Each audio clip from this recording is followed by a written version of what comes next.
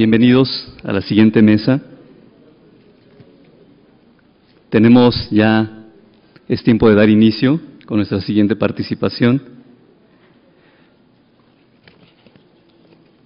A continuación tenemos la mesa titulada El espacio electrónico y el diseño gráfico.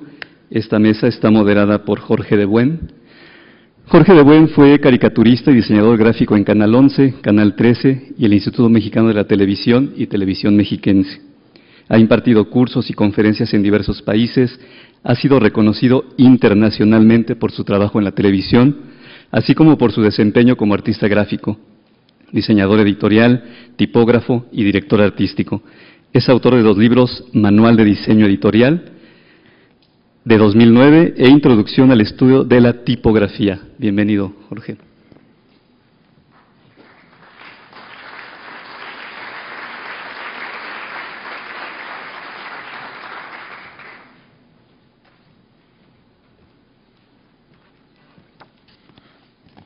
Muchas gracias. Gracias a Conaculta por invitarnos, por darme la oportunidad de conocer a gente como la que compone el panel de esta charla y a muchos más que han pasado por aquí y otros que pasarán, que es un absoluto privilegio para mí conocerlos, estar con ellos y compartir micrófonos. Tengo la autorización de mis copanelistas de no leer sus semblanzas. Vamos a aprovechar ese pequeño tiempo de la lectura de la semblanza en hablar más de nuestros temas. Les ruego que lean sus programas porque allí está exactamente lo que yo hubiera leído. Esto es un libro electrónico. Tengo aquí grabados exactamente 14 libros. Exactamente 14. Esta pieza es una maravilla de la ingeniería, donde han participado, yo me imagino, muchos programadores, ingenieros y gente de mercadotecnia, y han logrado que nosotros podamos leer con este artilugio que es fantástico. El único problema es que esto no es un libro, es otra cosa. Nos permite leer, pero no es un libro. También podemos leer un periódico y un periódico no es un libro, y podemos leer un anuncio espectacular en la calle y no es un libro. Una cosa es poder leer un objeto y otra cosa es que sea un libro. Además, quienes han hecho esto, que es maravilloso y que me ha permitido leer durante horas y horas sin fatiga, olvidaron un pequeño detalle del que nos vamos a ocupar una buena parte nosotros, bueno, ellos tres los panelistas, yo no, que es al diseñador editorial. Nunca ha estado por aquí, está completamente ausente. Esto yo se los afeo a todos los que han hecho estos artilugios electrónicos.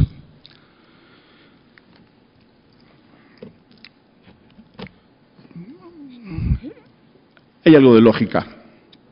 Recuerdo que hacia finales del siglo XVII, 1692, en el reinado de Luis XIV en Francia, alguien convenció al rey, o a lo mejor el rey jamás se enteró, de que debía tener una tipografía propia para las cosas del reino. Y crearon un estilo hoy muy conocido y muy admirado que se llama Romana del Rey. Para crear este estilo era la época de Leibniz y la época de Fermat y Newton, y estábamos todos deslumbrados con la ciencia. Entonces, como ahora, tal cual. Entonces convocaron una comisión y en esa comisión había, ¿qué creen? Ingenieros, matemáticos, científicos. Y por ellas al final se colaron un par de tipógrafos. Entonces estos ingenieros crearon la letra, que es en verdad prácticamente un adefesio. Es una letra muy interesante científicamente, pero es bastante fea. Y luego Grandjean, que fue el que finalmente grabó los punzones para la letra, hizo una cosa maravillosa, que uno no se explica cómo puede ser una letra tan bien hecha a partir de unos diseños tan mal hechos. Pero lo interesante es eso, que se recurrió a ingenieros, exactamente igual que aquí. Y Como última reflexión, dos periodos en la historia. Uno fue la época en que, en 1450 aproximadamente, se creó la imprenta. Y la imprenta se creó en plena decadencia del estilo gótico, pero se creó sobre el estilo gótico. Hacia un siglo antes, digamos hacia finales del XIV, los italianos, que acuérdense que ellos son los que despertaron para el Renacimiento, los italianos, los humanistas italianos, empezaron a quejarse de que la letra gótica era ilegible, muy pequeña, que los escritos góticos estaban llenos de abreviaturas y que había que cambiar eso. Entonces los italianos, justo al dar la vuelta, al aparecer la imprenta, cambian ellos el estilo y nos traen la letra que usamos hoy en día en todas nuestras publicaciones. Ellos no pudieron mirar hacia adelante como nadie nunca puede mirar hacia adelante, miraron hacia atrás, hacia el siglo IX, a la época carolingia, y lo que trajeron a la Italia del XV, del Cinquecento, fueron las letras carolingias, que ya tenían muchos años prácticamente olvidadas. Y luego otro periodo en la historia, a finales del XIX, luego de un siglo atroz en el diseño gráfico, William Morris en Inglaterra se da cuenta de las barbaridades que han hecho durante 100 años y quiere romper con el estilo, pero como los otros tampoco puede ver hacia adelante es imposible. Y entonces él mira hacia atrás, hacia el siglo XV, y trae una especie como de gótico modernizado, muy ordenado, espectacular, pero que a final de cuentas no funcionó. Pero es esa idea de que cada vez que queremos dar un paso adelante, tenemos que mirar muy hacia atrás. Y ahora aparece este artilugio, aparece el libro electrónico, el libro digital, y lo que tenemos que hacer es mirar hacia atrás. Y es lo que hemos hecho. Esto es un mirar atrás, hacia el libro tradicional. Pero yo les pregunto a los panelistas, ¿cuál es el futuro del libro, si lo alcanzan a vislumbrar? Sé que es casi imposible, pero es una muy buena pregunta para ellos que están dentro del mundo del diseño. Muchas gracias por el honor que me hacen de participar en esta mesa con ellos. Con permiso.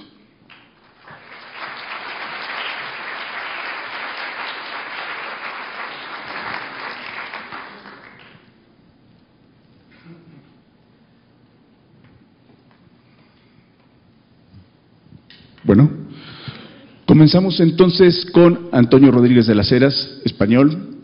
Por favor, lean su semblanza en los programas. Antonio, muchas gracias. Muchas gracias, buenos días. Vamos a intentar contestar a tu pregunta, el futuro del libro. Lo intentaremos entre los tres. Antes de comenzar, como habrán visto a lo largo de estos días, hemos tenido formas distintas de intentar comunicarnos a través de un escenario como este. Hay personas que han recurrido al atril, otras han recurrido a las tablas del escenario, otros tras una mesa, y yo, como alguna otra compañera ponente, lo voy a hacer desde aquí, a ver cuál resulta mejor. Naturalmente, para un profesor es más cómodo hablar de pie, pero vamos a ver, porque es una de las preocupaciones que hay en estos momentos para este tipo de actos, cuál es el formato más adecuado para conseguir esa comunicación. Y ya veremos que, volveré, no es una anécdota lo que estoy diciendo, porque ya veremos luego, si me da tiempo y si no en el coloquio, la importancia que tiene en estos momentos en la recepción de la información y, en este caso, la que nos interesa, las nuevas formas de recepción de los lectores nuevos. Pero eso ya lo veremos si da tiempo y si no en el coloquio. Pero no quiero dejar de pasar, antes de entrar en el tema de la respuesta que nos ha lanzado, la pregunta que nos ha lanzado Jorge de Buen, es el agradecimiento, no podía dejar pasarlo, a esta magnífica y extraordinario equipo que ha organizado esto, en el que ha mostrado, lo primero, inteligencia para gestionar una organización como de este calibre, y otra cosa que es muy importante y que no se reclama, pero que cuando está, da desde luego un lustre que no se consigue solo con la inteligencia, que es el afecto. Son personas muy afectuosas que hace todavía más agradable la estancia. Así que muchísimas gracias a todos los organizadores. Bien, vamos a comenzar a responder a Jorge.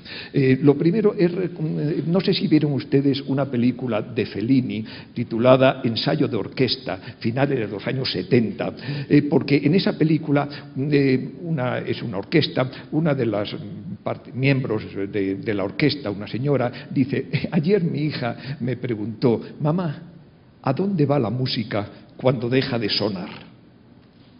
En la película no contesta la respuesta que yo creo debería ser la más adecuada. Pues mira, hija, vuelve al pentagrama a la espera de otro instrumento, de otro músico. ¿Por qué digo esto? Porque miren ustedes, si ahora nos fijamos en esta pantalla o la que tengan en sus móviles y vamos a poner, aquí solo hay palabras, pongan ustedes una imagen, pongan unas palabras, el verso favorito que tengan, y les voy a hacer la misma pregunta. ¿A dónde va esa imagen? ¿A dónde va esas palabras cuando deja ustedes de verlas? Claro, en nuestra cultura libresca diríamos al reverso de la hoja. Pero aquí la contestación sería la misma que la que tendría que haber dado esa madre músico a su niña. Va a un infinito pentagrama en el que ristras de ceros y unos contienen lo que acabas de ver, lo que acabas de oír, lo que acabas de leer. Eso es lo interesante. Ese es el fenómeno de la digitalidad. Que todo lo que representamos en el espacio electrónico de la pantalla, al final está en quién sabe dónde, porque la red es un espacio sin lugares, ahí está a la espera de otro intérprete, que es el lector, que sencillamente lo que hace es que las palabras de ese verso o la imagen de ese diseñador o de ese fotógrafo se sostienen en eso que llamamos el espacio electrónico de la pantalla. No están impresas, están simplemente sostenidas por la voluntad del lector, entre un clic y otro clic. Qué interesante. Entonces ya nos encontramos que ha habido un cambio fundamental en el espacio de la recepción de un mensaje. Y es que frente a la página de nuestra cultura libresca tenemos la pantalla. Cierto que por inercia cultural, son muchos siglos, pues esa pantalla queremos verla en dos dimensiones. Y hablamos incluso de páginas web, en dos dimensiones.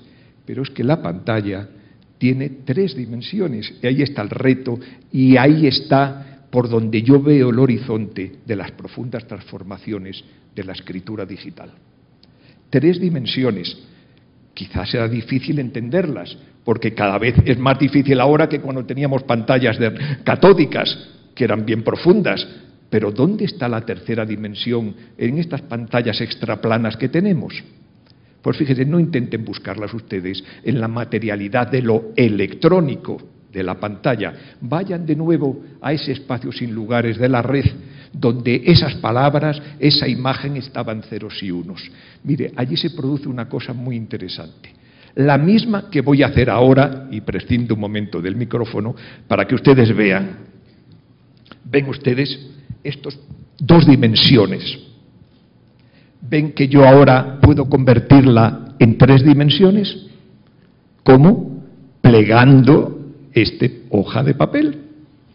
Y si yo lo pliego hábilmente, autoría que luego hablaremos, obtengo una papirola, un origami, una pajarita de papel, una figurita.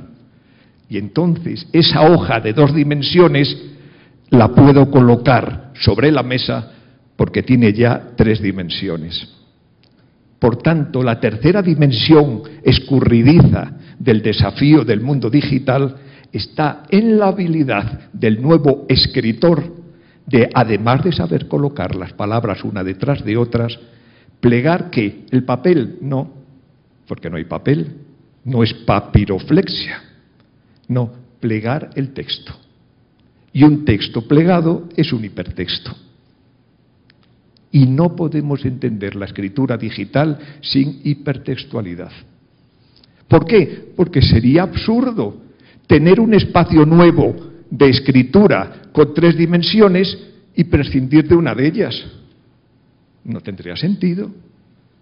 Por tanto, de la misma manera que de la una dimensión de nuestra palabra hemos aprendido, y cuesta trabajo, en ponerlas en las dos dimensiones de la página, escritura, ahora tenemos que aprender a colocar nuestras palabras y nuestras imágenes detrás de tres, en tres dimensiones. Pero ¿se dan cuenta ahora por qué estoy aquí sin ser creativos como mis compañeros, diseñadores gráficos? ¿Por qué estoy yo aquí? Porque no se dan cuenta que en el momento en que he plegado ya no el papel, sino las palabras, el texto, lo que tengo es una imagen, la imagen de la pajarita. Por tanto, vean ustedes las dos formas distintas ya de congeniar en el espacio de lectura entre la imagen y el texto. La imagen y el texto en el papel, por ser bidimensional, se colocaban de formas muy hábiles, imagen y texto, yuxtapuestas. Pero cuando estamos en este mundo digital, la imagen guarda bajo sus dobleces la palabra. Y la lectura se convierte en explorar esa imagen para que broten las palabras. Qué distinto a una forma de leer en una página de papel. Qué distinto. Y qué distinto el desafío de un escritor digital.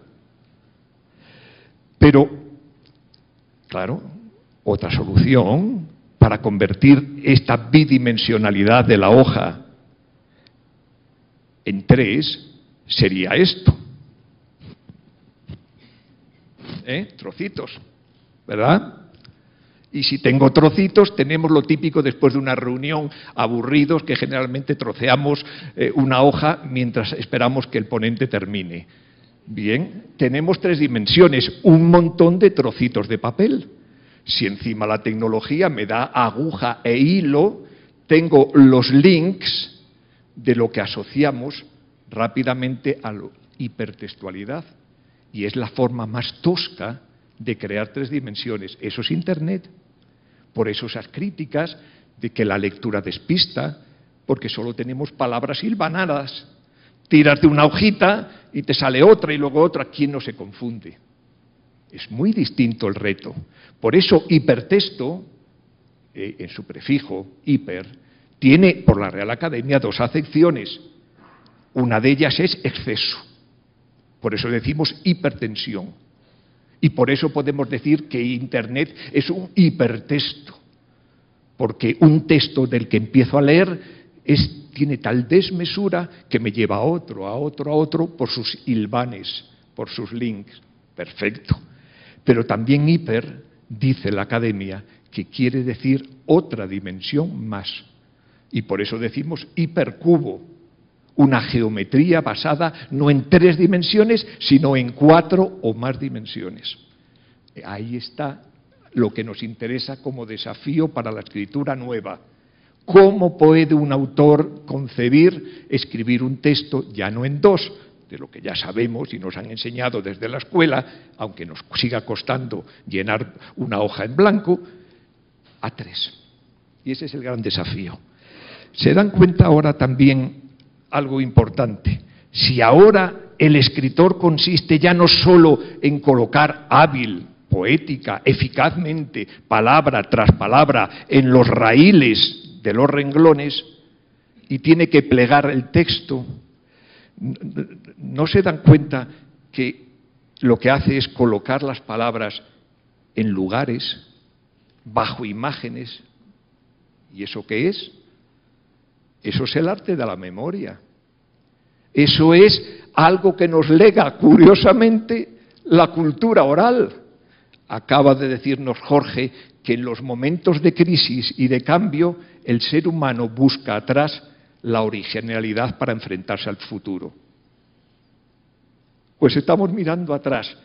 Y la cultura oral, tan olvidada, que durante miles de años, y especialmente los últimos, proporcionó maravillas del pensamiento y de la comunicación de la palabra, nos trajo también el arte de la memoria. Esos oradores que tenían que hablar sin papeles porque no lo había. Esos receptores de las palabras que tenían que retener lo que decía el predicador, el maestro, sin papeles para los apuntes.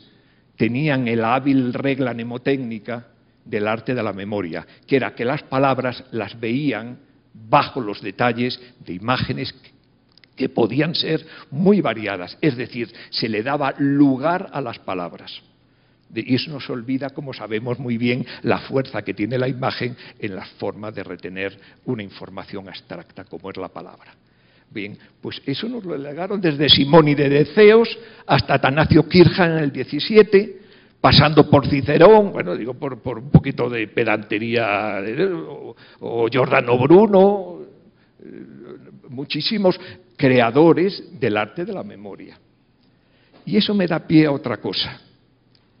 ¿Estamos seguros que la comunicación digital, esa que hemos visto, se hace con ceros y unos, en un espacio sin lugares, que es la red, es escritura? Fíjense que inconscientemente nosotros tendemos a decir, vean ustedes una línea temporal, ponemos aquí el bloque de lo que serían los siglos de cultura oral, a continuación viene la cultura escrita, que se hace hegemónica, y ahora llega la nueva. No voy a hablar de la cultura audiovisual para no confundirme y no pasarme del tiempo, también teníamos que hablar de eso, y a continuación de la escrita, como es lo nuevo, en este eje temporal colocamos la emergente y confusa aún cultura digital. No, ese es el error. Quitemos el eje temporal. ¿Dónde colocamos la cultura digital? Esta que está emergiendo, esta que nos reúne ahora aquí. Pues no la pongan ustedes a continuación de la cultura escrita. Póngala como una cuña cada vez más fuerte y dilatadora entre la cultura oral y la cultura escrita. Ese es el fenómeno de la digitalidad. Hay cada vez más la percepción que esta cultura digital que empezamos a respirar está entre ambas culturas y bascula. En algunas cosas es pura oralidad, redes sociales. Es oralidad casi pura. Y ahora a nosotros nos interesa cuando bascula y lo que es tan efímero como un tuit, o lo que es tan efímero como un post en Facebook o en Google+, quieres darle permanencia en el tiempo y entonces lo conviertes en escritura. Y ese es el desafío que tenemos ahora. Por ejemplo, por eso les había puesto a ustedes esto detrás. Es sencillamente para que mis palabras se puedan ilustrar con un caso concreto y no se quede en una simple elucubración, y en la que pueden ustedes, en esta dirección que les pongo, un libro, el último que he escrito, que lleva el título El esplendor de la escritura, que es un libro digital y que nació así. Primero hablando durante meses, todos los días bajaba a la plaza de Internet, es decir, de las redes sociales, en mis corrillos les iba contando cosas, luego han sedimentado con el paso del tiempo, y a diferencia de mi palabra oral, que desaparece al cabo de unas décimas de segundo, en esas redes sedimentan, las tomo de nuevo y la convierto en escritura, en un libro digital. Su origen es hablar con mi círculo reducido de personas con las que congenio. ¿Ven? Pues eso es el desafío que tenemos ahora. Enfrentarnos a una encrucijada que consiste.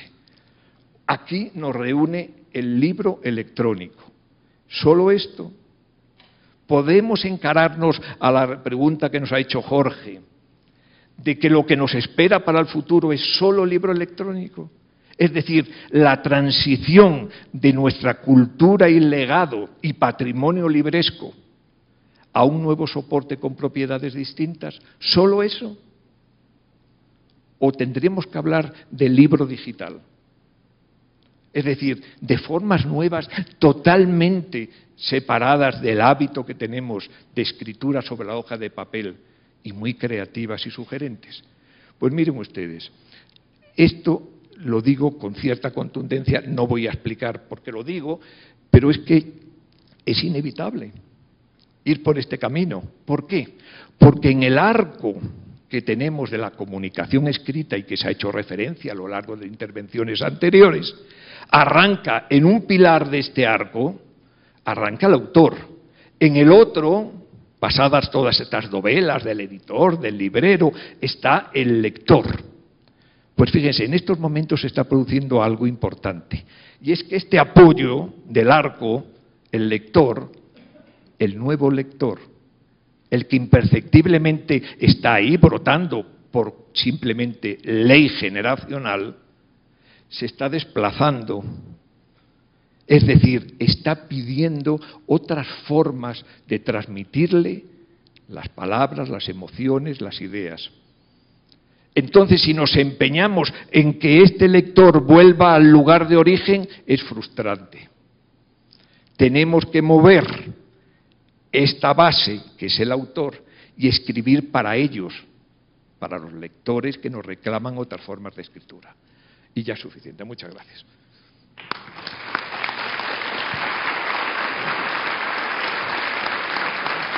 Muchas gracias, Antonio. Artista de la papirola digital. Ahora doy paso a nuestro compañero de Colombia, Álvaro Bernal.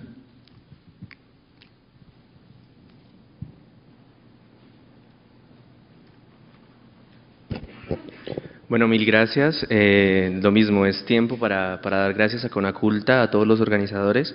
Ha sido un evento magnífico que nos ha puesto en retos muy interesantes, ¿no?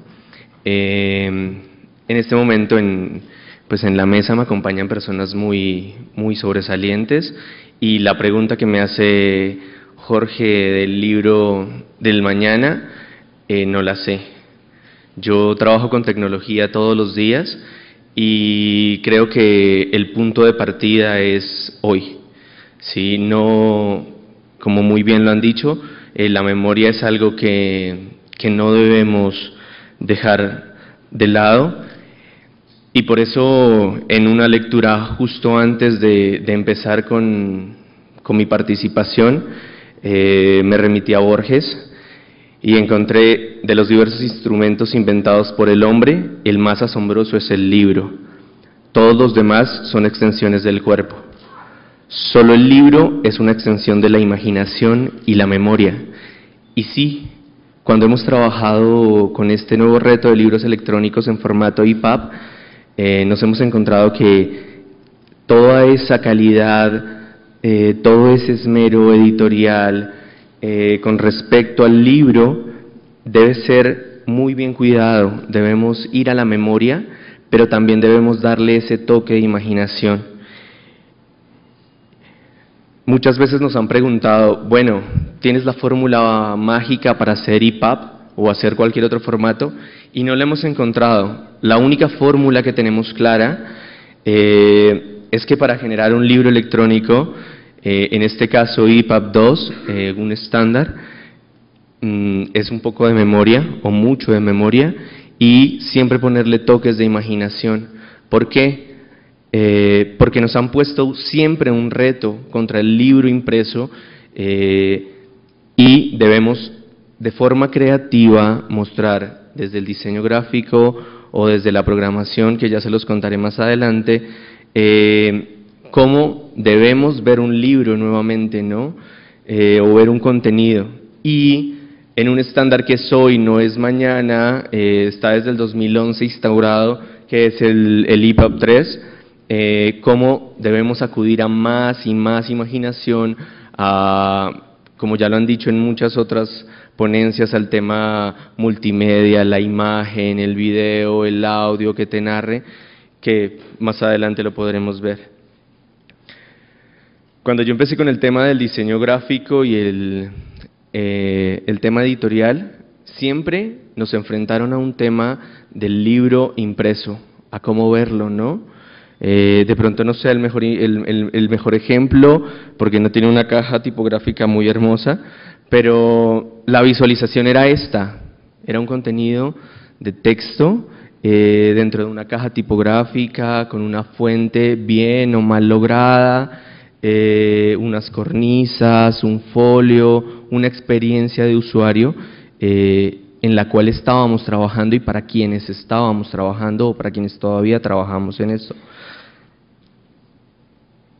cuando empezamos a trabajar con EPUB, me mostraban esto, algún programador, y yo decía, ¿qué es esto? Por Dios, ¿cierto? Yo estaba acostumbrado a ver los libros que editaba o que diseñaba realmente en letras, ¿no? Y nunca veía estos caracteres azules y verdes y que era XML, me hablaban en otro idioma. Y a través de la experiencia siempre hemos encontrado que nuestros diseñadores no están preparados para eso tampoco. En nuestros equipos de trabajo debe haber siempre nuevos actores en el proceso.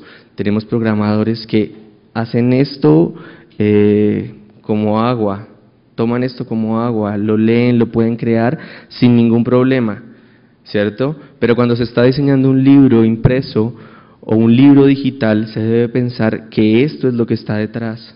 Como Antonio lo decía, puede ser unos y ceros, pero debemos saber cómo está hecho, ¿no? Y poder apostarle, y es apostarle hoy.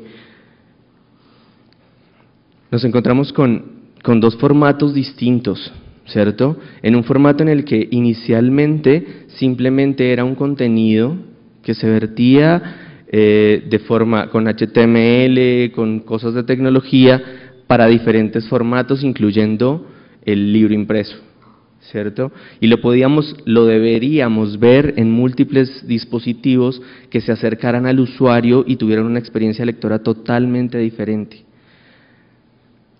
Ahora nos enfrentamos a un mundo en el que nos dicen, pongamos imágenes, pongamos video, interactividad, juegos que lo puedan comentar, y es pensar que para diseñar un libro de estos debo generar diferencias para cada uno de los soportes y cómo esa información adicional puede enriquecer el libro, y debo pensarlo no simplemente en 2 dimensiones, sino en 3, incluir mucha información que puede ser valiosa para su experiencia de usuario. Y le apuesta uno a múltiples dispositivos que desde su celular ven un libro y no lo ven así, no lo ven como con las hojas de papel y no tienen la misma sensación, sino táctil, pasas la página, puedes hacer un cambio de fuente, puedes leerlo más grande, puedes leerlo en la noche sin ningún problema. Se le apuesta a múltiples dispositivos, quizás en el iPad, quizás muchos leen en su Kindle, quizás muchos leen en su smartphone, ¿cierto? Y con este estándar y esta experiencia que hemos tenido, nos hemos encontrado que los libros que se han desarrollado y los libros que hemos trabajado son más asequibles siempre. Quizás no sé si muchos se han encontrado con esta imagen, esto es en el subway de Nueva York, donde te montas a cualquier sistema de transporte o estás en cualquier espacio como estos y tú encuentras a todo el mundo conectado, leyendo, viendo de forma distinta tu contenido, pero están viendo el contenido.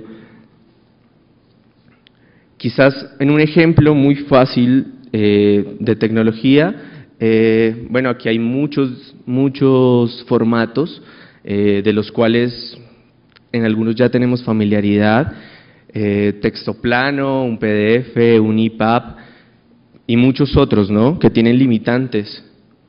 ¿A cuál le apuestan? Quizás le deban apostar simplemente un texto plano en el cual el usuario desde cualquier lugar, en cualquier dispositivo, lo pueda ver. Está diciendo que a cenar, ya la tecnología me llama. Entonces, ¿a qué le estamos apostando, no? ¿Y para qué le estamos apostando? Porque igual, yo puedo ver esto en cuántos dispositivos, cuánto tiempo el PDF, que desde el 91 tal vez, puede estar en el mercado, y también fue una revolución muy buena. Cómo puede estar en múltiples dispositivos y cómo los dispositivos están preparados para esto. En este momento les puedo decir que está preparado para múltiples cosas, para múltiples dispositivos. El que usted quiera poner su libro en cualquier dispositivo está bien. Y les traigo unos ejemplos de apuestas que hemos hecho con diferentes libros. No sé si conocen Juan Valdés, La estrategia detrás de la marca, un libro muy interesante, muy bien logrado gráficamente. Dentro de las discusiones con la editorial nos decían, bueno, tenemos un libro maravilloso, muy bien logrado, con una muy buena aceptación, pero queremos verlo en todos los dispositivos posibles, pero quizás con algunos detalles gráficos que nos puedan permitir estar en ellos. Y logramos algo como esto, en un EPUB en el cual le ubicamos una cornisa,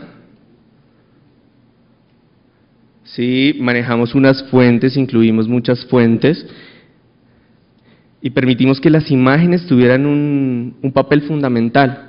Y nos decían, bueno, y si lo veo en otro dispositivo lo voy a ver bien, o si giro mi iPad lo voy a ver bien, y sí, lo van a ver muy bien. Siempre va a tener una experiencia lectora agradable. Es lo que buscamos que ese libro electrónico no sea una barrera en la cual no es totalmente diferente al libro impreso o es muy similar. Entonces hemos logrado con esta experiencia involucrar muchos elementos gráficos a la experiencia lectora.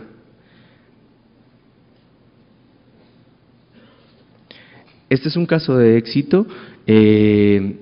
Trabajamos con Sociedades Bíblicas Unidas, es una empresa que le ha apostado desde un principio al tema digital.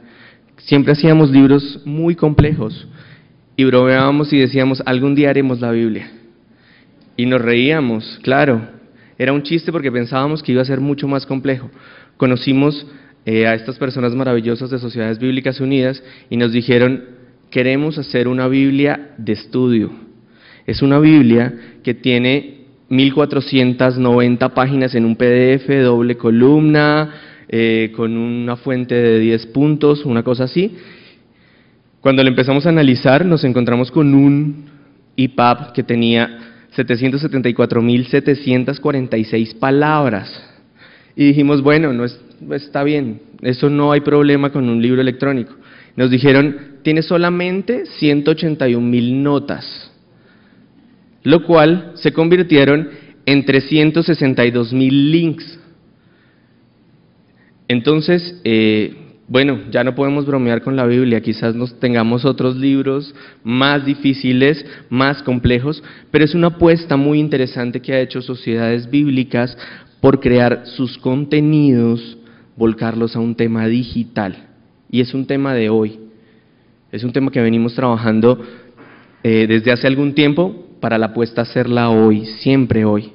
Y con esto, si ustedes ven, en la parte de abajo nos esmeramos muchísimo, siempre por mostrar esos libros en múltiples plataformas. Entonces lo probamos en iBooks, en Adobe Digital Edition, en Aldico para Android, en Bluefire Reader, en otros, hacemos una conversión también para poderlo ver en el Kindle. Y nos sigue retando, siempre nos sigue retando Sociedades Bíblicas Unidas.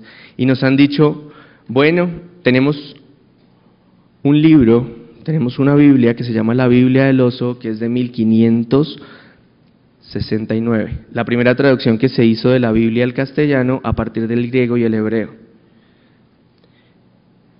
Y nos dijeron, bueno, tenemos esto, queremos hacerlo en digital. Esto aún no lo hemos concluido, esto es un avance, pero si se pueden dar cuenta, tiene una calidad tipográfica interesante, aunque la fuente la imagen no lo muestre muy bien. Les prometo que montaré fotos más agradables de la versión impresa, en la cual pues interviene mucho más la fuente y es un reto, ¿no? Mostrar en un dispositivo esta calidez que genera la fuente o este tipo de productos que no son tan fáciles de mostrar, llevarlos a un libro electrónico.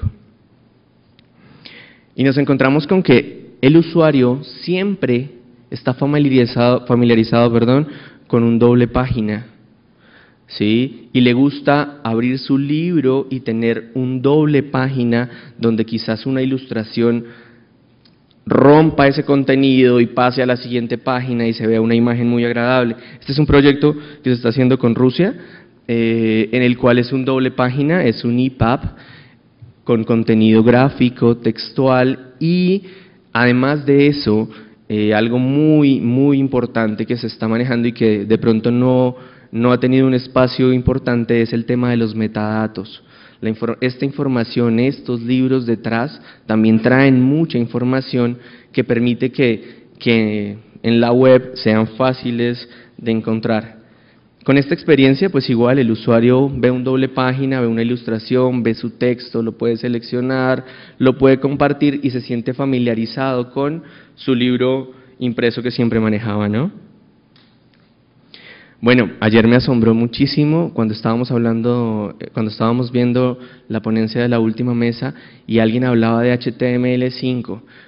Desde que estoy en el mundo tecnológico, cada vez que muestran un avance, bueno, queda uno maravillado y dice, en esto hay que trabajar. Y esto es ahora, esto no es un futuro. Con EPUB 3 y su nuevo lenguaje que es HTML5, a nosotros como diseñadores gráficos o web, también nos cambian las cosas de un momento a otro. Quizás en este momento el lenguaje sea este HTML5 web y en un par de años ya sea otro. No sé si han tenido la experiencia de navegar en el Boston Globe. Es una página desarrollada, bueno, perdón, mal dicho página. Boston Globe está desarrollado en HTML5 y si tú reduces el navegador, se acomoda a la pantalla que uno tenga. Si yo lo estoy viendo desde mi dispositivo, lo veo como lo veo a la izquierda o a mi izquierda. Les recomiendo este libro. Quizás para muchos editores es importante conocer de eso que ya está aquí, ¿sí? Y van a ver que con este libro, a pesar de que está lleno de código y puede ser muy extraño, van a encontrar páginas como esta, en las cuales con un ejercicio básico, con un dedo, puedo marcar o puedo dibujar. Entonces podemos darle a nuestros niños interactividad, podemos darle una experiencia de usuario que coloree. Mi hija tiene 2 años y maneja mejor el iPad que yo. Aquí les traigo una pequeña muestra de lo que podría ser un libro hoy, no mañana, porque no sé el futuro. Que tiene una experiencia, una caja tipográfica, está muy bien logrado, pero el usuario interviene de cierto modo en el contenido. En el diseño no lo mueve, pero cambia su imagen, cambia lo que está viendo. Entonces tiene un respeto por ese trabajo editorial del libro y lo muestra de forma distinta, quizás mostrando animaciones, algo de interactividad. Hay ejemplos de Walrus donde hay juegos, actividades y demás. Ese es el libro de hoy, no es el de mañana. La respuesta aún no la tengo, ojalá la consiga pronto. Mil gracias.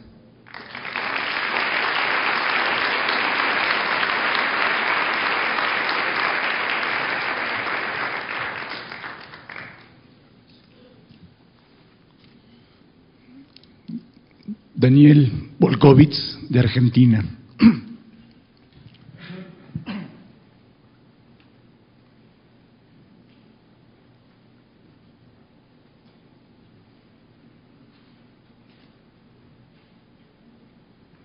Hola, buenos días. Nunca está de más volver a agradecer, aunque lo hayan hecho ya mis compañeros, a Conaculta por la invitación, a la increíble atención que hemos tenido de Edgar González, de Edgar Sandoval y todo su equipo, cada uno de los que nos ha acompañado a lo largo de este simposio ha sido una especie de ángel guardián. Y teniendo a Terminator 2 acá delante mío, que creo que está logrando absolutamente su cometido, yo propuse plantear, hubiera sido mejor que hubiera estado Julio Verne o Ray Bradbury para proponer escenarios futuros, porque realmente nuestra capacidad para generar escenarios futuros, como muy bien comentó Jorge, es muy baja. Tenemos una gran carga histórica que nos hace mirar para atrás más que para adelante. Pero a manera de introducción, me parecía interesante recurrir a un clásico de Magritte que inspiró a Michel Foucault a hacer un ensayo sobre el objeto y su representación. Hice una pequeña adaptación porque creo que esto tampoco es un libro, de la misma forma que la versión anterior no era una pipa.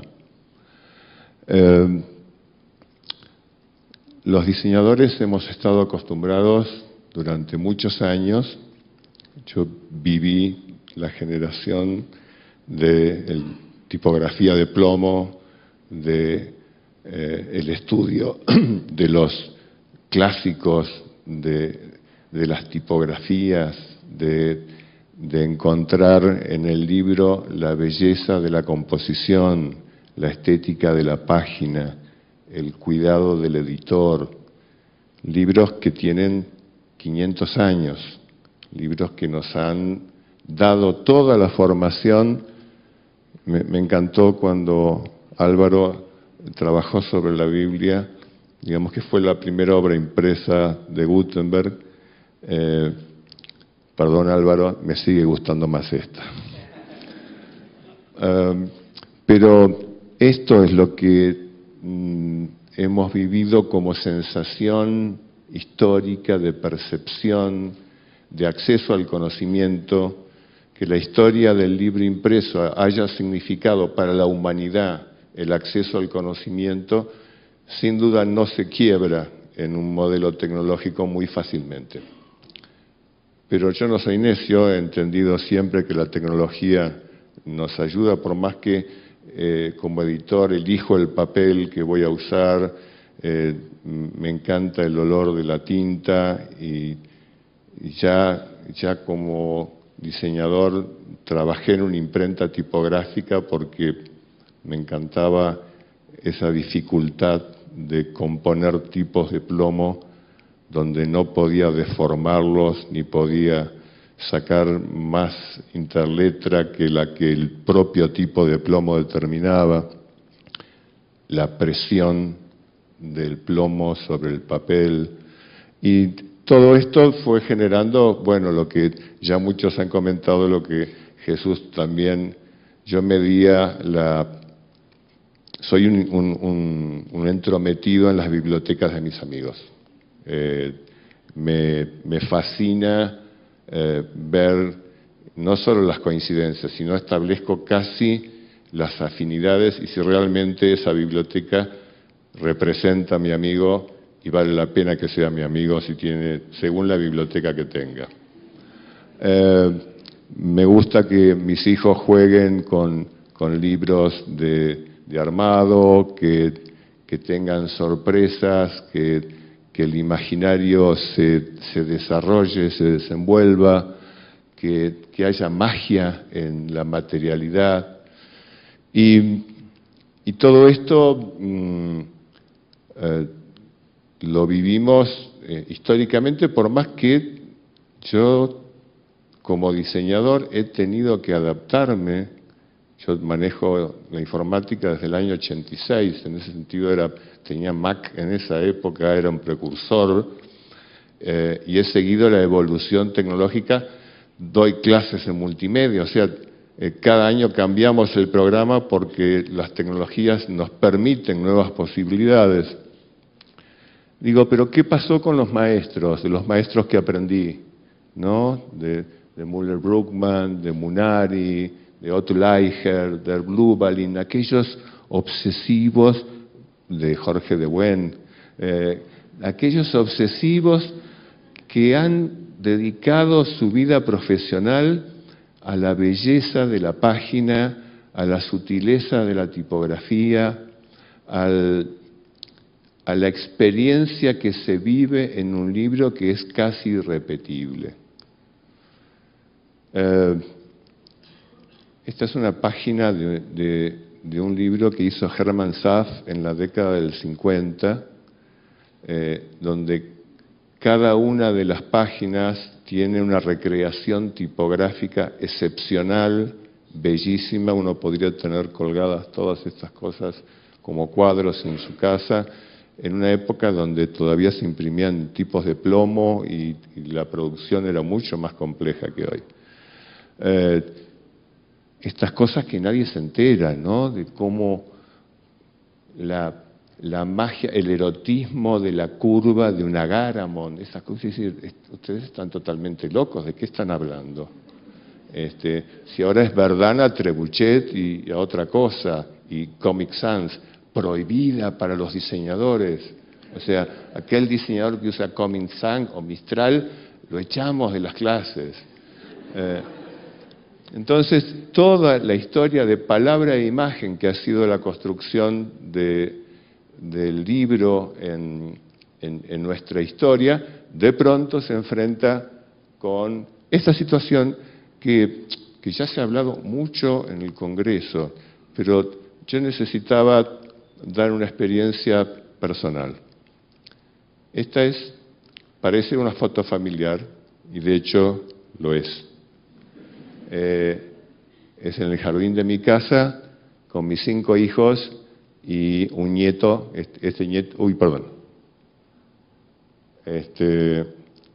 este nieto, Lucas, que es un colado. Paula es mi hija mayor, tiene 34 años, es egresada de Artes Combinadas de la Orientación en Cine de la Facultad de Filosofía y Letras, con medalla de oro. Tiene una editorial de libros papel. Vera es su hermana, egresada de la misma carrera, pero de la orientación de música. La Biblioteca Nacional de Buenos Aires le acaba de publicar su primer libro de una investigación. Las dos pertenecen al mismo padre y madre antropóloga y arqueóloga, padre arquitecto y diseñador, abuelos bibliófilos. Imaginen ustedes, son migrantes, aman el libro y han vivido en su formación a través del libro. Nicolás y Lara son mellizos, tienen 17 años, son nativos. El mismo padre, madre diseñadora, catedrática, con la misma influencia acerca de la cultura del libro impreso como tal, nos han hecho la vida imposible. Son absolutamente adictos a la tecnología, manejan 52 dispositivos en simultáneo, surfean, navegan, chatean, han cambiado 10 veces de teléfono celular, son fotógrafos digitales, discutimos mucho y me dicen, papá, porque en tu época, digo, ¿qué pendejadas son esas? Esta es mi época también. Digo, ¿de dónde sale que tener 60 años es pertenecer a otra época? Teo va a cumplir 3 años ahora cuando vuelvo a Buenos Aires. Tengo 2 nietos, este que es un poquito mayor y otro de 6 años. O sea que hay un rollo así rarísimo. Se quieren todos como hermanos. Y yo establecí como una nueva clasificación entre nativos y inmigrantes en lo que llamo los neonativos. Es decir, los nuevos nativos, o sea, Teo y Lucas, los más pequeños, son neonativos, son aquellos que todavía no están pensados los dispositivos que ellos van a utilizar cuando tengan 10 años, ni siquiera están imaginados cómo van a estar vinculados en la transmisión del conocimiento y en el formato que nosotros como intelectuales hemos recibido a lo largo de nuestra vida y nos cuestionamos, ¿realmente nuestro modelo es el válido o el modelo que aquellos niños neonativos van a generar dentro de 10 años va a ser el modelo vigente? Bueno, entonces arriesgué 3 escenarios posibles. Un primer escenario es que el libro impreso se extingue. Corea del Sur implementó desde el año 2004 una política de transición tecnológica, pero no solo por la aplicación de tecnología. Por supuesto, instrumentó donde reemplazaron todos los sistemas tradicionales por tablets, etcétera, pero formaron a sus equipos docentes en otra concepción de transmisión del conocimiento. Hay un filósofo sobre los medios argentino que se llama Alejandro Piscitelli, que plantea en el concierto de Freddie Mercury en el estadio de Wembley, que fue el concierto más grande de la historia, había 250.000 personas bailando al son de lo que Freddie Mercury cantaba. Hoy, en una clase, un maestro no consigue la atención de 30 alumnos porque se le duermen, se les aburren y no entiende de qué le están hablando. Entonces, en un universo donde imaginamos, esto tuvo sus consecuencias directas. Ustedes ven, Corea pasó a ser el segundo puesto en el PISA, que es el parámetro de evaluación de estándar de calidad de estudiantes secundarios, y el país latinoamericano que mejor posicionado está es Chile, en el lugar 44. Este proceso lo han generado a lo largo de 8 años. Entonces, bueno, sabemos que todo esto pasa a partir de una estructura donde los dispositivos, y gran parte de la responsabilidad de los dispositivos es el propio mercado y el negocio, que significa la existencia de estos elementos más allá de sus aplicaciones de diseño. Entonces, hoy los nativos tienen capacidades simultáneas, son lo que llamamos multitasking, pueden hacer de todo a la vez sin ningún conflicto, porque el nivel de capacidad de decodificación que tiene una velocidad inédita, han sido entrenados de esa forma. Podemos encontrar bibliotecas virtuales, no necesariamente recurrir a los libros. Hay una transición de lo que nosotros amamos durante toda la vida a un universo visual, y ahora tengo que empezar a pensar que la cultura de mis amigos ya no depende del tamaño de su biblioteca, sino del tamaño de sus discos duros. Entonces, a ver cuántos tera tiene tu disco, entonces podemos ir avanzando. ¿Qué pasa en este supuesto donde el libro se extingue? ¿Qué pasa con las bibliotecas? ¿Qué pasa con aquellos edificios fantásticos que han sido construidos como lugares de acceso al conocimiento, a los incunables, a todo el repertorio de la literatura y la ciencia y las artes de la humanidad? Nos hemos ocupado, todos los países, de hacer grandes edificios que probablemente pasen a ser mausoleos, a ser espacios de reservorios donde quedan contenidos casi a manera de reserva, de backup, una situación de este tipo. ¿Qué pasa con las librerías? Esos espacios que uno disfruta, el lugar donde uno va no solo a comprar un libro, va a empaparse de aromas, empaparse de tapas, de diseños, de puestas en página, de autores, de poesía, de arte.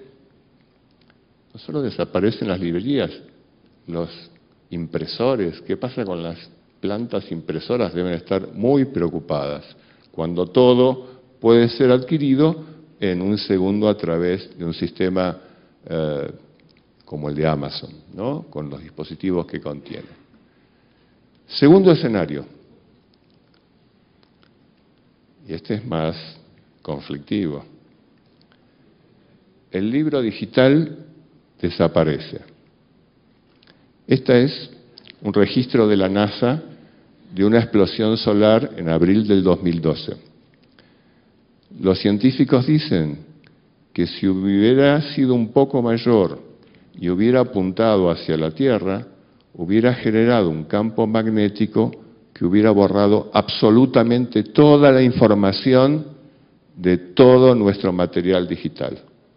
Ustedes se imaginan el colapso, que es medio impresionante. Uno dice, bueno, eso puede suceder de acá a 1 millón de años, pero puede suceder mañana. Entonces, ¿qué pasa con la fragilidad del soporte digital? ¿Qué pasa con esa estructura? Volveríamos a la vieja escuela, a los escribas, al manuscrito, a las viejas máquinas mecánicas. Consíganse, aunque sea como pieza de adorno en sus casas, tengan una máquina de escribir mecánica. En algún momento les va a hacer falta. ¿Y qué es lo peor? Volveríamos a estas estructuras, ¿no? A mí lo que más me preocupa en toda esta situación de futurología es en un sistema de colapso. Por suerte no se cortó la luz acá nunca, porque si no se suspende el simposio. Pero las maestras están acostumbradas a la tiza y al pizarrón, y ya los alumnos no. Los alumnos viven en el siglo XXI y muchas veces van a la escuela y hacen un salto en el tiempo al siglo XVIII. Eso pasa en la mayor parte de nuestros países, por más que les entreguen un computador. Entonces, vamos a un tercer escenario un poco más optimista, donde conviven y van a convivir con muchas diferencias por varias razones. Primero, porque el libro impreso, es cierto que yo prefiero toda la vida entre una mala edición, en un mal papel, en un mal formato, con páginas que se transparentan, prefiero una versión digital. Ahora, ¿qué sucede con aquellas situaciones donde yo quiero un libro de gran formato, quiero vivir una experiencia casi mística, quiero sentir el tacto del papel, quiero poder hojearlo y rehojearlo y voltearlo y admirar la puesta y ver qué tipografías utilizó y cómo las utilizó y qué paleta cromática está y dónde hay un cuño seco y dónde hay un barniz selectivo y hasta dónde puedo llegar a sofisticar el producto. Entonces yo creo que va a haber como gran parte de las situaciones van a cambiar y otras van a cambiar desde los propios dispositivos. O sea, los dispositivos que estamos analizando hoy, les diría que vistos dentro de 10 años van a ser como ver un cromañón. O sea, nada de lo que suceda dentro de 10 años va a tener que ver con lo que estamos discutiendo en este simposio, se los aseguro. Y se van a diversificar las profesiones. O sea, obviamente va a haber diseñadores especializados en soporte impreso y otros que van a dedicarse más a la web y otros al libro electrónico y otros... me cuesta, se me traba la lengua cuando digo libro electrónico, prefiero decir dispositivo de lectura, pero todavía hay que pensar en que hay diseñadores que van a trabajar para dispositivos que aún no se han inventado. Y en una carrera de alta mutabilidad, hoy tenemos bibliotecas en Second Life, hay conferencias por Second Life, la gente vive vidas paralelas. Yo les planteo a mis alumnos, digo, bueno, a ver, ¿cuántas horas tienen de realidad virtual y cuántas horas tienen de realidad real? Suponiendo que uno duerme, y los adolescentes duermen por lo menos 8 horas, y están delante de la pantalla otras 8 horas y chateando y navegando y usando distintos dispositivos, etcétera, etcétera, digo, a ver, te quedan 4 horas de realidad real. Real es de aquellas que yo toco, miro, veo y dialogo con el otro. La editorial Taschen de Alemania es una mega editorial que produce libros de una forma infinita. Está pensando alternativas, así como grandes editoriales están trabajando hacia la mutabilidad digital y están generando sus colecciones en versiones digitales. Taschen ha generado una colección muy especial de libros muy caros, de tirajes cortos, lo que para ellos son cortos. Entonces, son ediciones limitadas, muy sofisticadas, muy bellas, muy disfrutables, con una cantidad de alternativas de edición donde realmente creo que ser un diseñador editorial de Taschen es como lo mejor que te puede pasar en la vida. Y se dan el lujo de replicar situaciones como esta, que es el libro de Esther, que es un libro no en formato códice, sino en formato rollo, y lo replican exactamente igual, mide 6 metros y pico desplegado, tiene una estructura de base de madera y cuero, y respeta facsimilarmente, y la sensación de, por supuesto, un libro de este tipo no saldría de ninguna sala de biblioteca, pero un coleccionista lo puede comprar en Taschen. O la obra completa de Zaha Hadid, una de las arquitectas contemporáneas más impresionantes que le permiten hacer diseños, puestas, materialidades, experiencias vivenciales muy significativas. Este fue un clásico porque además han descubierto otra cosa, que el libro puede ser una inversión como si uno hubiera comprado un Picasso cuando era joven. Entonces, la primera edición de este libro de Helmut Newton, al cual se lo llama Sumo, es un libro que mide 50 por 70 cerrado, pesa 30 kilos y viene con una mesa diseñada por Philip Stark. La edición original, cuando se hizo, costaba $1.500. El que conservó un ejemplar al día de hoy como usado se vende a $15.000. O sea, no es una mala inversión invertir en libros. Claro, un libro de este porte necesita una mesa que lo sostenga. ¿Qué rol nos cabe a los diseñadores en este universo, en estos posibles escenarios? El diseño ha sido una disciplina mutante en los últimos 20 años obligadamente. Nos hemos transformado, nos hemos tecnologizado, somos migrantes muy activos, acompañamos permanentemente a los desarrollos digitales y somos los que proyectamos las interfaces de todo lo que va a ser la visualidad. Muchas veces, como contaba muy bien Jorge, cuando hay un cambio se convoca gente y se convoca a la gente de la tecnología y no a la gente del diseño, que es la que tiene la capacidad de poder pensar esas transposiciones con el suficiente cuidado como para dar un modelo aceptable. Por otro lado, ya esto no es una actividad de uno, son actividades de equipos, son actividades integrales. Yo en un video había googleado a casi todos los ponentes antes de venir, cosa que me permitía saber un montón de cosas. Y googleándolo a Pablo Arrieta, él en una charla en YouTube mostraba un libro interactivo bellísimo, y yo hice un stop, hice un zoom, me fijé qué libro era y me lo bajé con la excusa de bajárselo para mi hijo, me lo bajé para mí.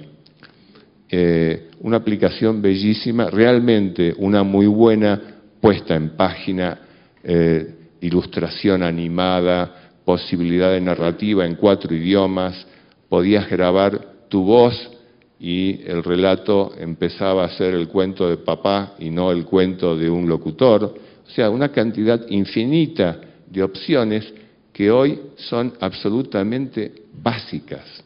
Esto va a suceder y va a crecer en formato exponencial en los próximos, no 20 años, en los próximos 3 años. Y estoy arriesgando y por ahí me quedo corto. Y si hay algo que es importante, es que no somos necesariamente nosotros los que vamos a determinar cuál es el futuro del libro. Probablemente sea la propia gente, los propios lectores, los propios neonativos, los que determinen cómo va a ser, y nosotros seremos unos personajes fetichistas de colección, que guardaremos nuestras bibliotecas y trataremos de que nuestros hijos y nietos las conserven, y si no las donaremos a alguna biblioteca pública.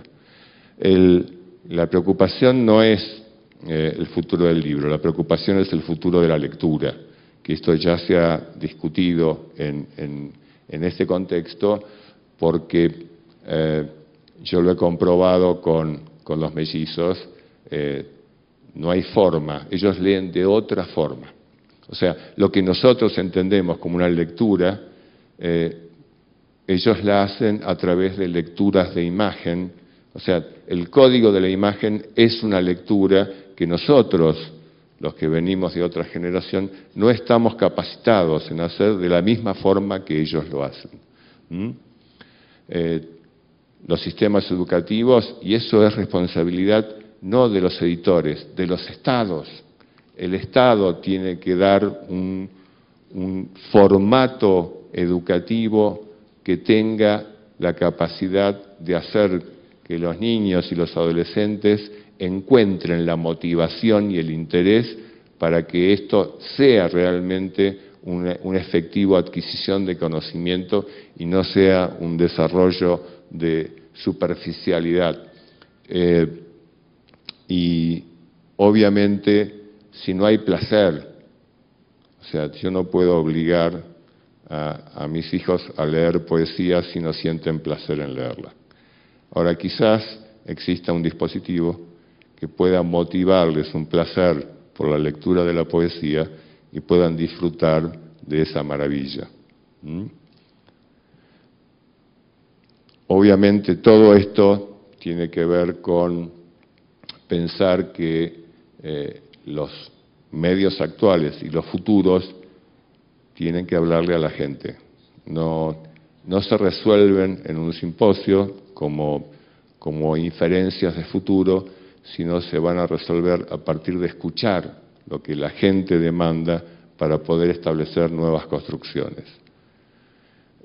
Todo esto está cambiando muy rápidamente, todos los desarrollos de realidad aumentada, o sea, todas las situaciones vivenciales, que en realidad no hacen más que tratar de reproducir lo que ya el libro impreso tiene. O sea, Terminator va a terminar ganando. Larga vida al libro en todas sus formas y dispositivos, pasadas, presentes y futuros.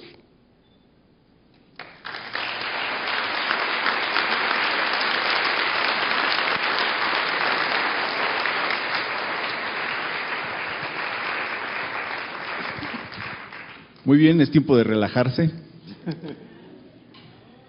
cambiar el color de la charla. Muchas gracias a los tres por haber hecho un enorme esfuerzo por ceñirse al tiempo que debemos al auditorio, a la audiencia. Déjame preguntarte algo, Antonio. En realidad es una pregunta para ti y luego una pregunta para los tres, a ver quién quiere contestarla. Dice, esta demanda de la tercera dimensión, ¿cambia al libro? ¿La demanda, perdón? De tercera dimensión, ¿cambia al libro?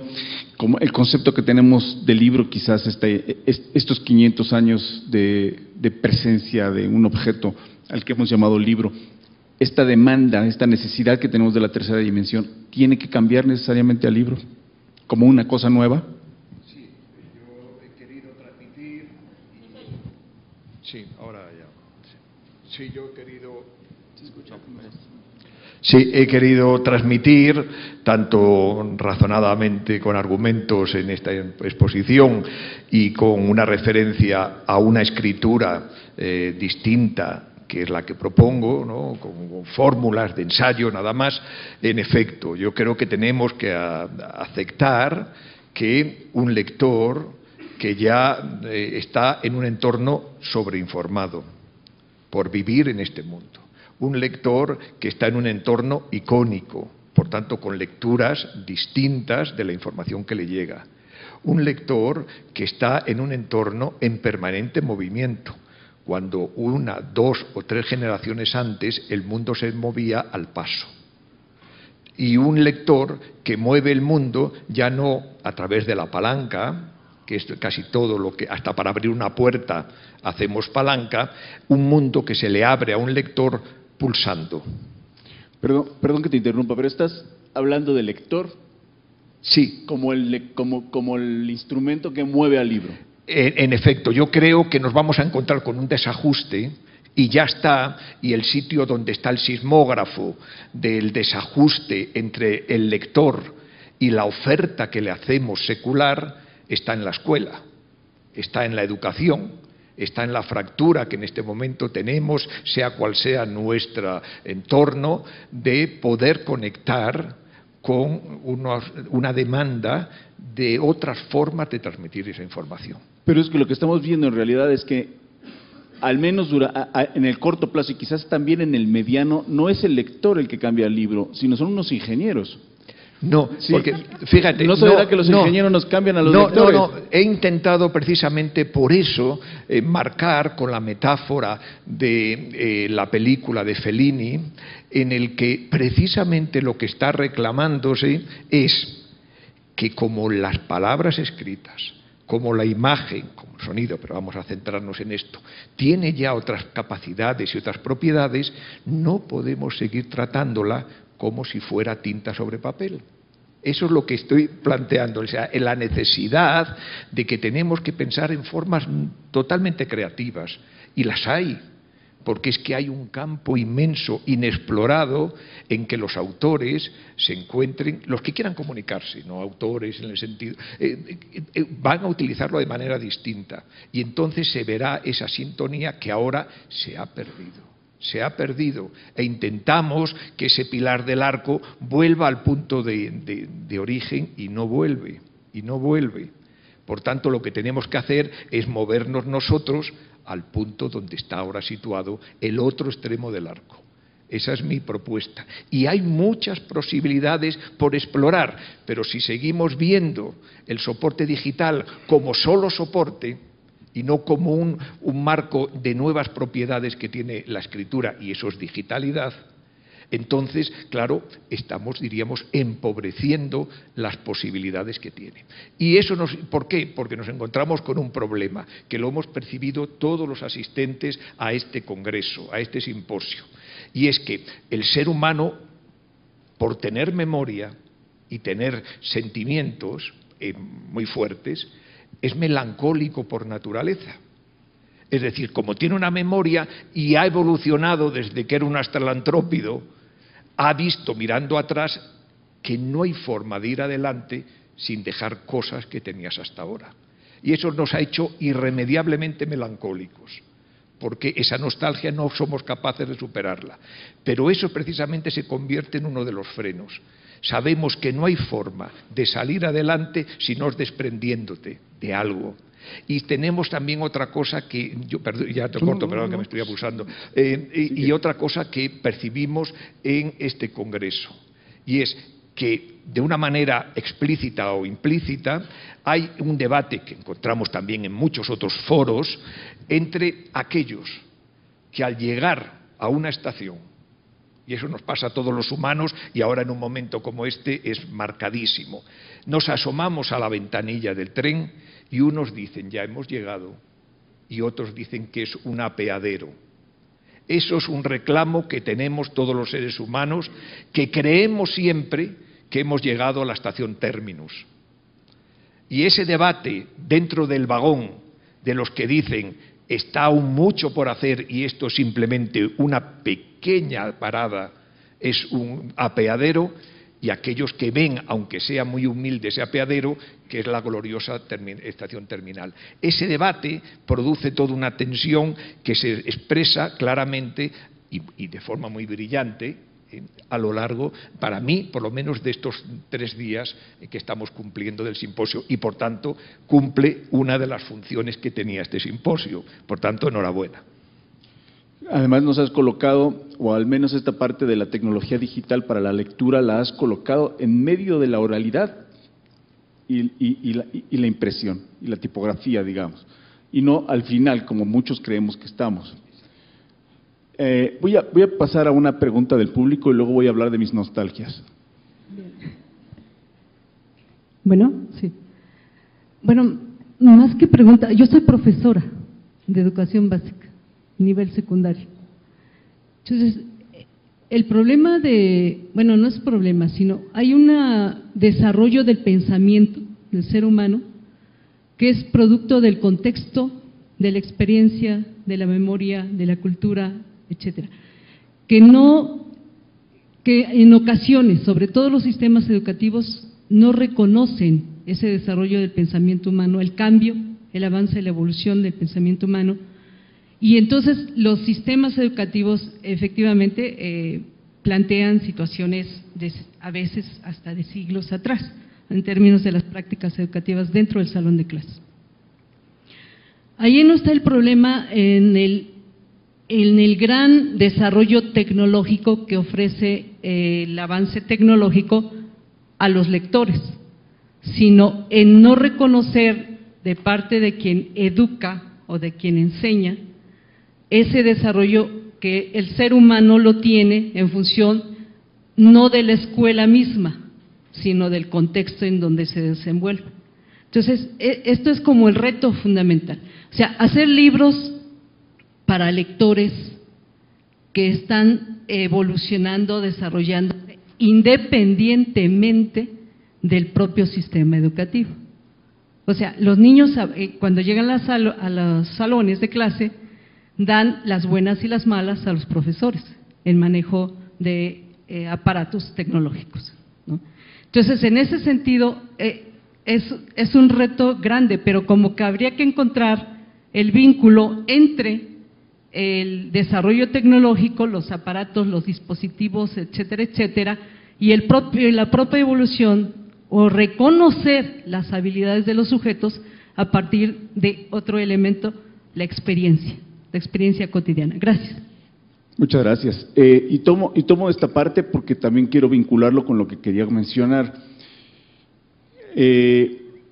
Yo me paso horas y horas todos los años dando cursos y talleres a alumnos que quieren aprender a hacer libros, normalmente libros tradicionales, para decirles que tenemos un emisor, alguien que quiere escribir y alguien que puede leerlo o que debe leerlo, y que todo lo que pasa en medio debería ser transparente.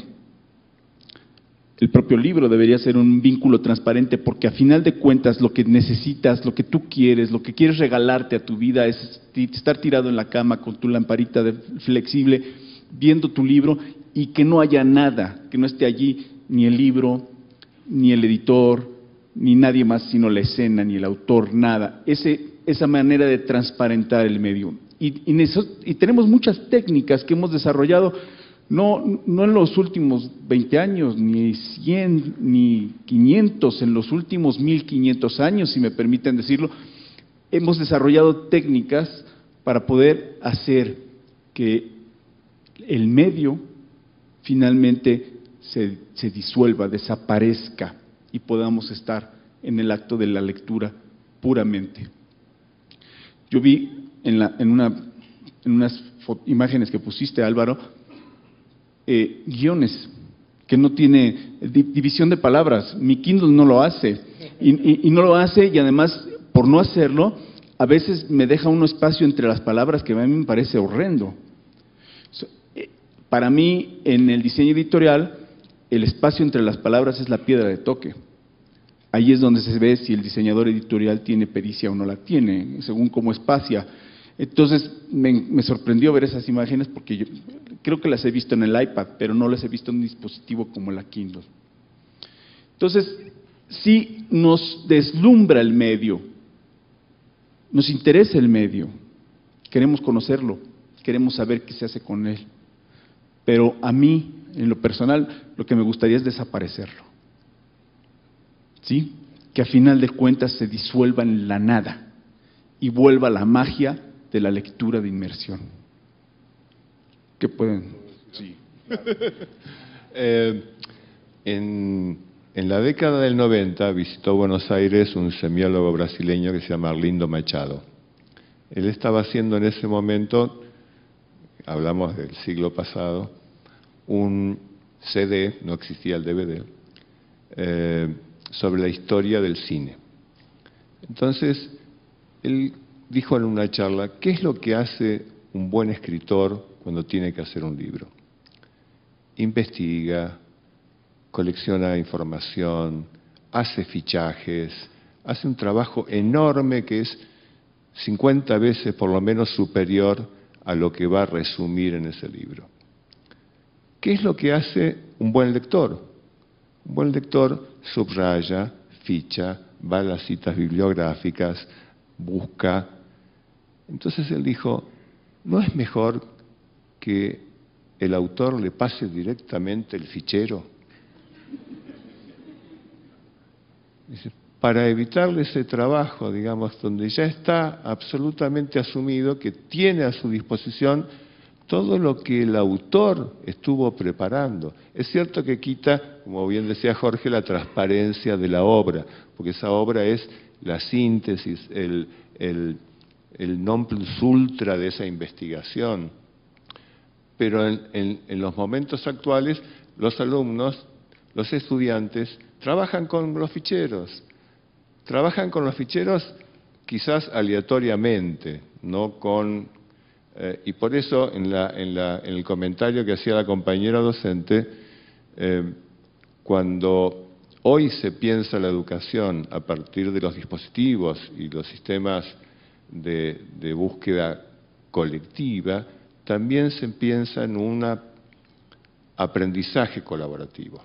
O sea, no solo es muy difícil el rol de un maestro hoy, porque no puede bajar línea y decir las cosas son así, porque 30 segundos después los alumnos googlearon y dijeron, no maestro, esto no es así. Hay otras 72 opiniones además de la suya. Entonces, la necesaria capacitación en cómo generar un conocimiento, cómo involucrarlos en la participación. Yo digo, la interactividad no es hacer clic. Eso no es interactividad. Es ser golpeado por la tercera dimensión. A veces violentamente, ¿no? ¿Tienes algo que decir? Igual, también dentro del contexto, creo que el mejor escenario que planteó Daniel es el tercero, en el cual deben habitar en perfecta paz y armonía y más bien acompañarse, darle al usuario en esa experiencia lectora, tomar un libro y como muchos lo hacen, que entran y buscan algún término, lo referencian por Google, lo tuitean, realmente hay una interactividad y de pronto si tiene acceso a ese libro impreso puede acceder al libro electrónico y hacerlo en línea, pero también disfrutar del libro impreso. Entonces no hay que poner una brecha generacional o no hay que poner ninguna distancia entre los dos, sino más bien hacerlos complemento, hacerlos uno.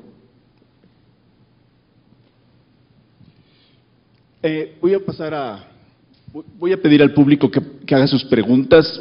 Me habían sugerido 3 del lado de acá, 3 del lado de acá, 3 del lado de acá, y como ven soy bastante tirano y empezaré en estricto orden. Por favor.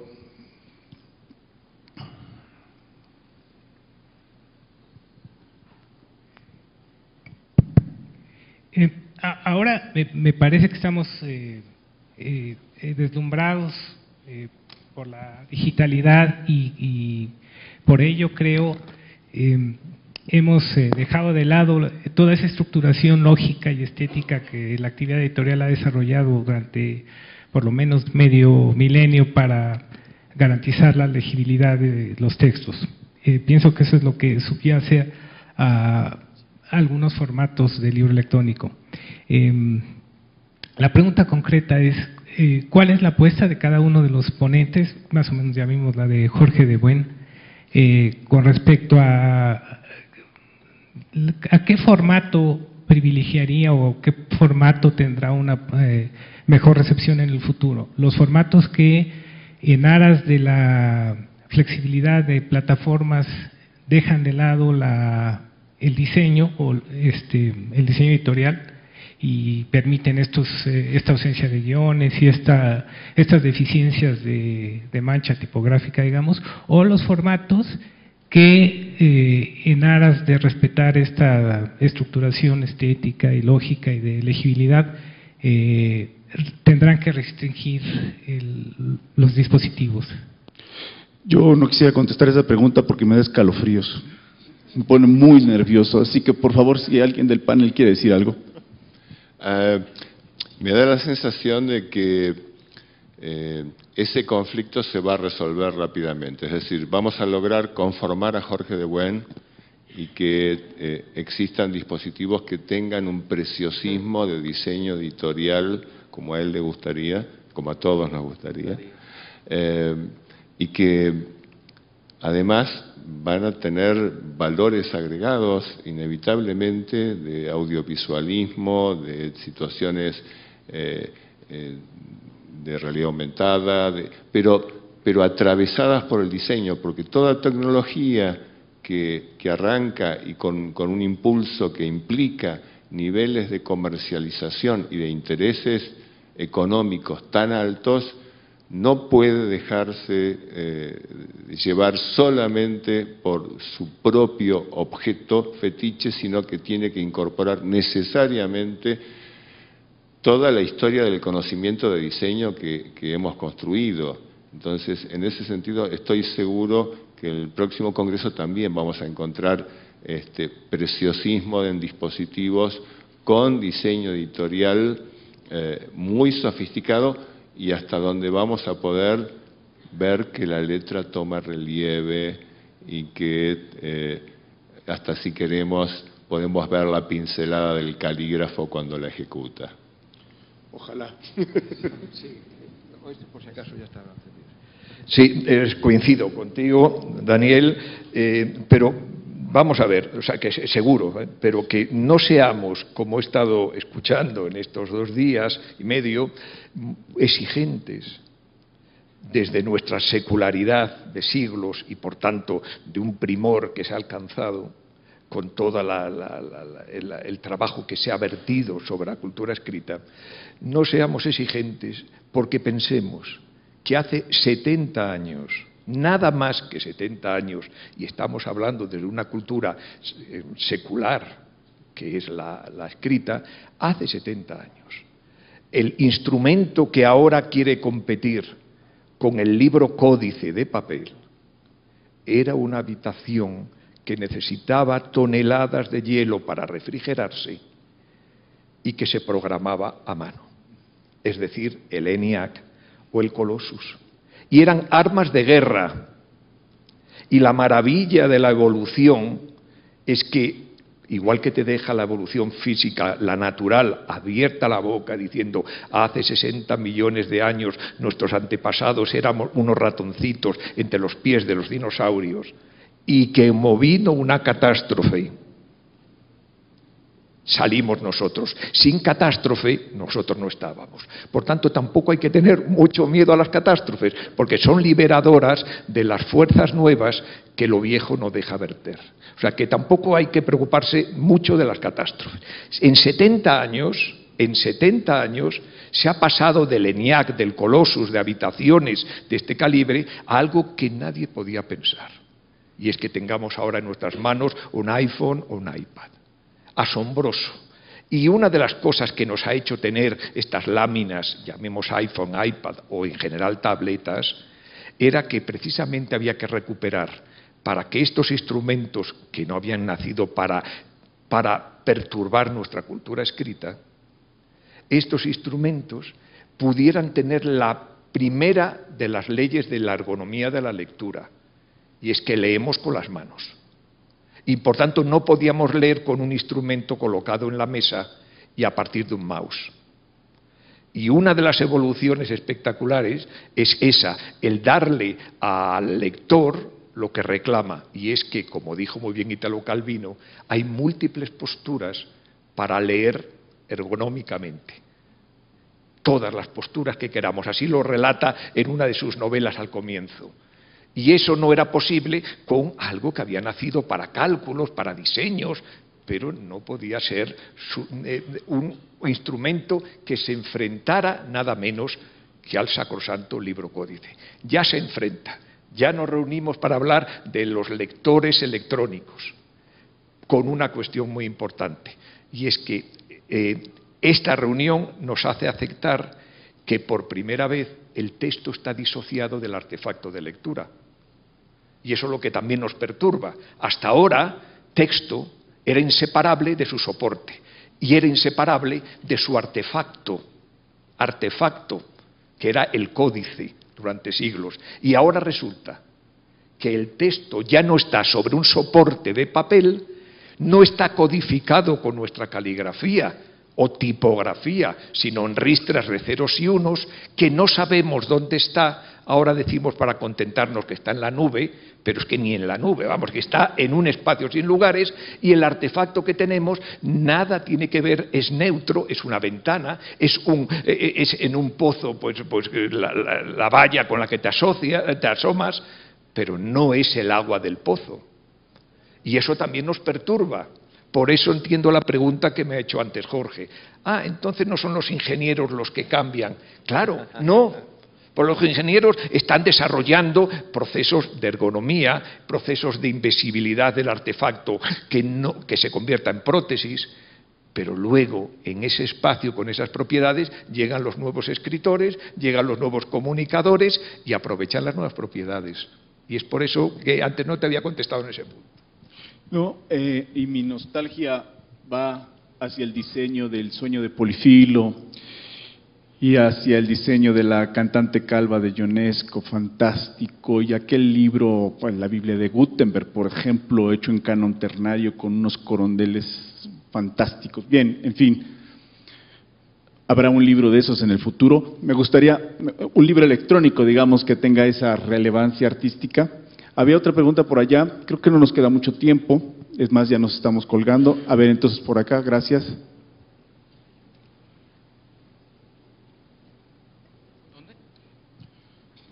¿Nos podemos tomar 5 minutos más en estas preguntas, por favor? Gracias.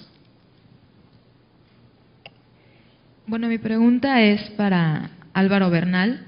¿Qué dificultades te encontraste para convertir el hábito de la lectura que conlleva el libro impreso para pasar al diseño de la experiencia de un libro electrónico? ¿Y cuánto va a tardar en convertirse esto en un servicio integral, en el diseño del servicio de la lectura? Porque cuando ya no solamente estamos percibiendo letras y entendiéndolas, sino ya viendo, escuchando, teniendo todo este tipo de cosas multimedia, se debe de pensar ya en el diseño del servicio de la lectura, algo integral, como en algún momento lo estamos viendo con Amazon, que ya te está indicando hasta cuándo empezaste tu libro, qué estás viendo, qué compras, tus estadísticas, y hace que tú mismo vayas a querer cada vez más. Bueno, o sea, en el contexto del libro electrónico y de esta generación de contenidos en digital, hay mucha información, ¿cierto? Quizás lo que decía Jorge, hay ingenieros que están de pronto ya involucrados en un proceso editorial, ¿cierto? Y como lo conversábamos tal vez esta mañana o en muchos de los espacios, no es una labor única de un perfil, de una persona, sino que debe estar asociado a múltiples disciplinas que van a permitir que esa lectura y esa experiencia de usuario sea cada vez más rica. ¿Sí? Grandes como Amazon o como muchos canales están invirtiendo miles de dólares en el tema de la metadata, de la información que está detrás de ese libro, de que no solamente es ese trabajo que estamos realizando editorialmente, con mucho cuidado, con mucho esmero, sino que realmente le estamos dando a todo ese canal y a toda esa experiencia de usuario más información. Entonces te dice qué leer, cuándo leer, cómo leer, si lo lees de noche, si le pones otra interfaz de usuario. Entonces todo este desarrollo de tecnologías, por eso les decía, yo no sé qué va a pasar mañana. Lo que está pasando hoy es esto, y es con lo que nos estamos enfrentando y a lo que debemos estar preparados para presentar. Sí, bueno, Raúl Ángeles, de la licenciatura de Arte y Patrimonio Cultural de la Universidad Autónoma de la Ciudad de México. Tengo una pregunta concreta. ¿Ocupas la realidad aumentada en los libros electrónicos? Un dato rápido. Recuerdo cuando estaba la pintura del Grito Desesperado, abrías el libro electrónico y salía una imagen y podías interactuar con él.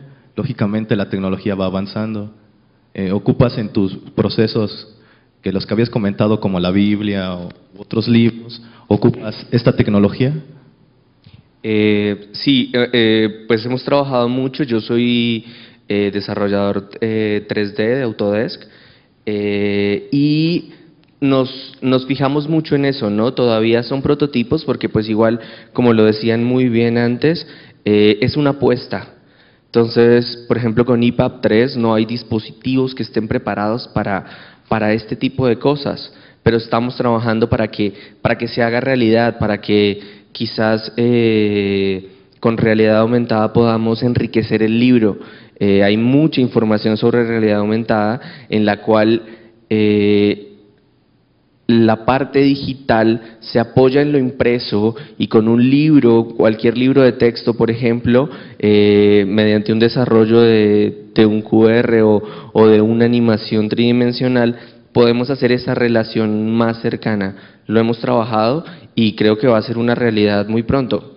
Aún ya lo es, ¿no? En Buenos Aires trabajan mucho y hacen proyectos con este tipo de cosas que hacen que se puedan integrar en un libro fácilmente.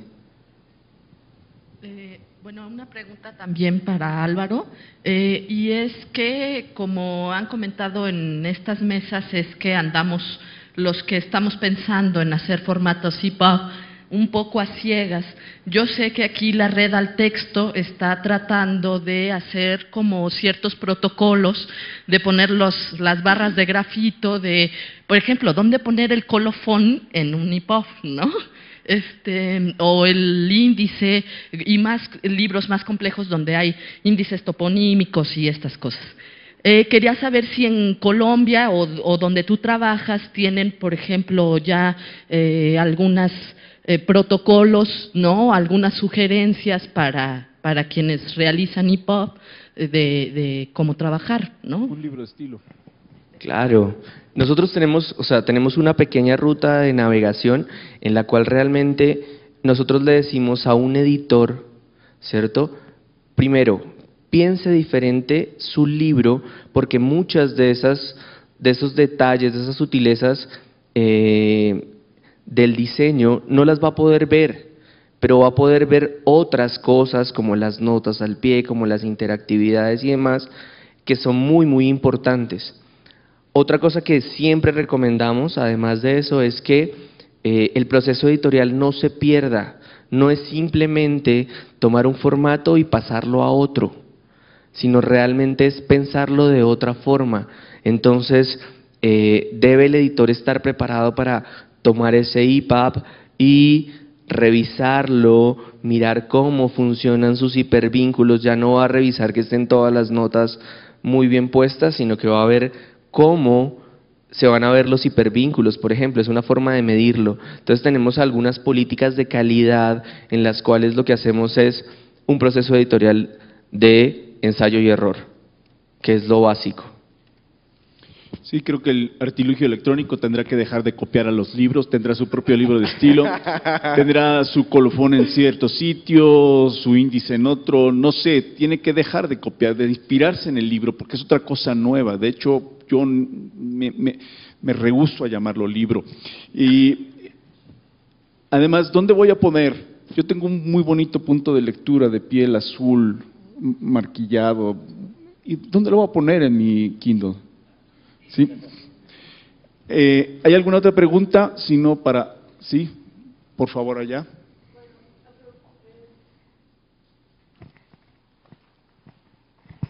Gracias. Es un poco aprovechando el espacio, la pregunta que hizo la compañera anteriormente y bueno, reconociéndome como parte de pues los diseñadores editoriales o los que aspiramos a ser diseñadores editoriales, que estamos siempre en construcción y que hemos sido hijos de Jorge de Buen, ¿no?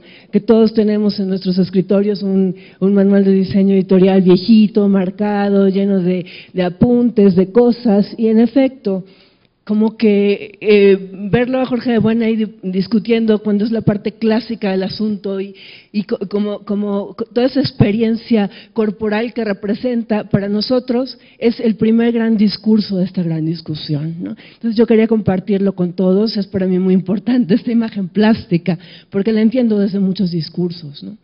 Adicionalmente creo que quizás es un gran nicho de oportunidad también para Jorge de Buen, para los demás, para nosotros que hacemos esta tarea como familiar, como en un corro tan cercano, cuando nos sentíamos tan seguros en esta geografía del libro donde empezábamos por el pliego de principios, las tripas y el pliego de finales, y estábamos seguros que teníamos que llevar los colofones y a ti te toca el de principios, entonces de pronto ahora todo cambia, ¿no?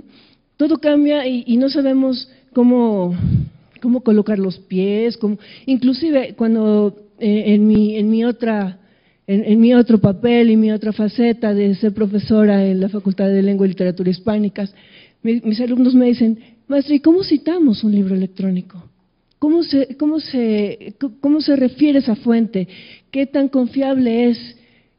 ¿Cómo cito la página fulana donde sale una foto así, ¿no?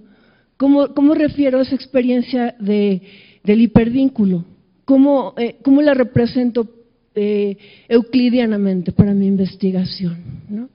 Entonces estamos ya tocando otros puntos, otras geografías del mundo, ¿no? Reinventándonos a nosotros mismos, ¿no? Entonces quiero compartir esta nueva gran pregunta. Quiero también reconocer que en los congresos normalmente, los de los lingüistas y ese tipo de cosas, vamos por las respuestas y por la última razón fundamental, ¿no? La nueva piedra filosofal. Y yo celebro mucho que en este simposio las grandes cosas que nos llevamos son muchas más grandes preguntas. Cuando veníamos con miedo, con muchas preguntas, resulta que nos vamos mucho más seguros de nuestras propias dudas, ¿no? Entonces, felicito a todos por este esfuerzo, estar aquí tratando de actualizarnos todos los días con este miedo de quedarnos detrás. Y no sabemos el futuro del libro, pero quizás el libro conozca el futuro de nosotros, ¿no? Muchas gracias. A nombre de esa entelequia que es Jorge de Buen, también te agradezco palabras tan encomiásticas y emocionantes. ¿Quieren decir alguna otra cosa para cerrar? ¿No? Les agradezco muchísimo este esfuerzo de veras de estar en hora. A ustedes, muchas gracias por estar aquí. Muy buenos días.